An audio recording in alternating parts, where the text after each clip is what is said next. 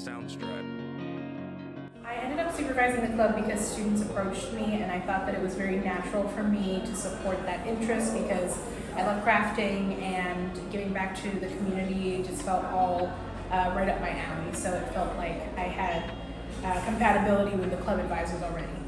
I think one of the issues is passing on the torch because a lot of our leaders in the club are graduating this year.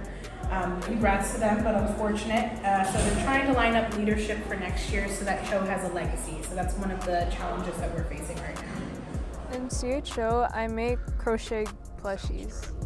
CHO has impacted me by me having to balance schoolwork and CHO.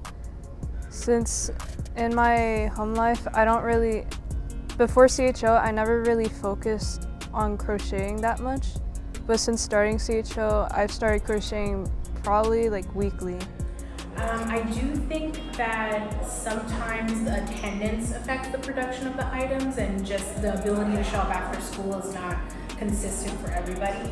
So having to dedicate time outside of the normal class is, not consistent for everyone. So sometimes that does affect it. But overall, Cho has consistently turned out beautiful products, and we've been able to sell really well and donate all those proceeds to a cause that matters. I feel like CHO made me think. At first it was like, oh, I'm gonna be out with my friends and it's like a free time besides being at home. But then I started actually liking it because you could make things be creative, you had themes, and a lot of things new. And honestly, I wanted to try crocheting, but it's just very stressful for me. It's more like an on and off thing, but I think I started around 8th grade, I think. And it's just been evolving from then, honestly, by making charms, bracelets, tiny things. And I would improve from them breaking apart to using wires now. I think that having my club leaders take point on how they would like to solve the issues is key to what it means to have a student-run club that's successful.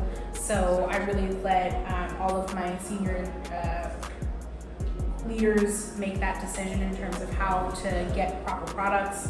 Sometimes we have all-class workshops where we're learning how to make the products better, and we're also just having people sign up to possibly be leaders next year. So there's a lot of different ways that we're trying to combat that issue.